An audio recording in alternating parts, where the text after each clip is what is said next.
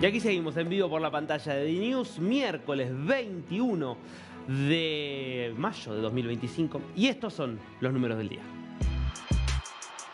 Y el primero es un número, te diría, de alto impacto para todo lo que son las cuestiones humanitarias y, si querés, de índole hasta del derecho internacional, porque es el fuerte recorte que acaba de anunciar la ACNUR, la Agencia para los Refugiados de las Naciones Unidas, que va a tener que desprenderse de hasta 4.000 empleados. Entre 3.000 y 4.000 es lo que informaron las fuentes de este organismo dependiente de las Naciones Unidas, que es el que se ocupa de brindar asistencia a los refugiados y que tiene 15.000 integrantes. Estamos hablando, por lo tanto, de un recorte que está en el orden del 40% y que va en línea directa con la merma de recursos propios que ha sufrido. Entre otras razones, por haber tenido muchos conflictos, una posición muy politizada, una posición muy tendiente a, de alguna manera, a ser muy sensible a las demandas de ciertos grupos, y es lo que lo ha llevado, por ejemplo, a que Estados Unidos retirara muchos de los fondos que suministraba. Y claro, el 40% de los recursos de la ACNUR era Estados Unidos.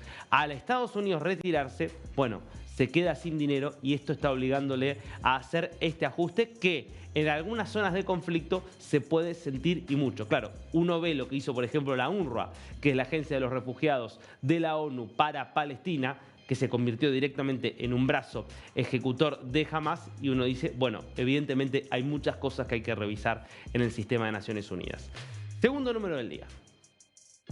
Bueno, este número viene con un video que es realmente impactante. Son 650 los años de la Torre del Tambor de Fenyang, uno de los monumentos más visitados en China, en la provincia de Han, que se derrumbaba de esta manera. En realidad, parte del techo se derrumbaba de esta manera. Vamos a las imágenes y te cuento un poquito lo que pasó.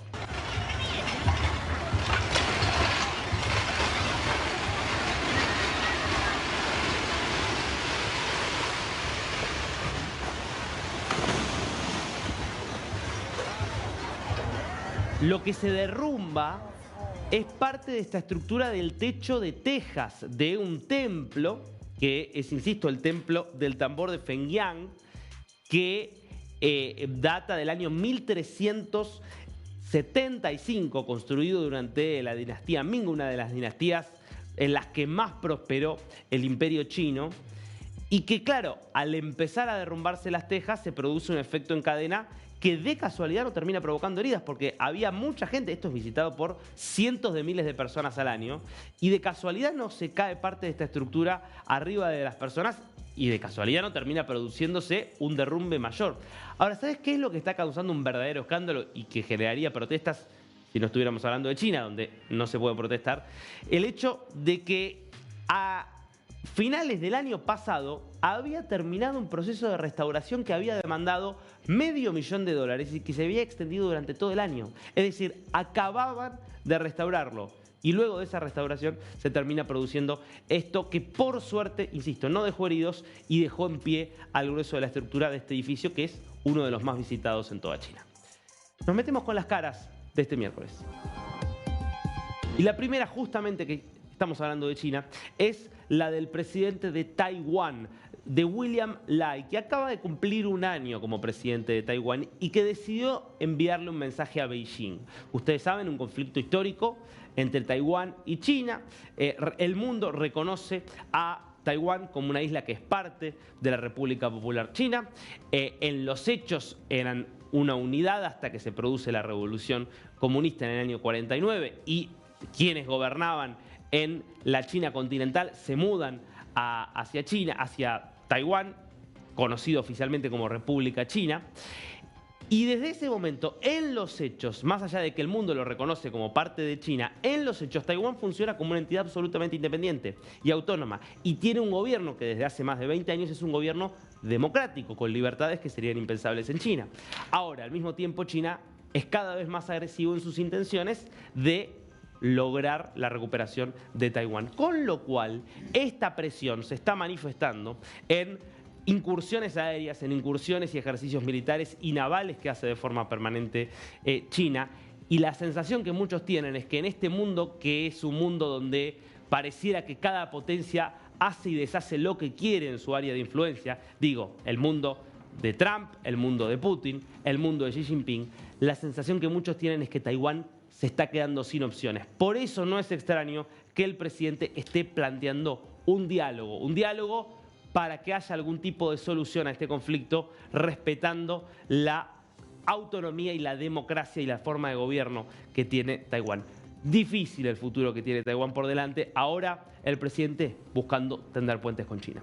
Y el segundo rostro del día es uno de los rostros sin dudas más impactantes del horror causado por Hamás. Es el rostro de Yarden Bibas, el único sobreviviente de la familia argentino-israelí que fue secuestrada el 7 de octubre. Sabemos, Shiri y sus dos hijos, Kefir y Ariel, fueron asesinados muy poquito después de haber estado en cautiverio. Yarden se enteró estando cautivo y fue liberado a principios de este 2025. Bueno, dio una entrevista y contó algo que no se sabía, que no lo había contado incluso en las primeras notas que había dado después de ser liberado.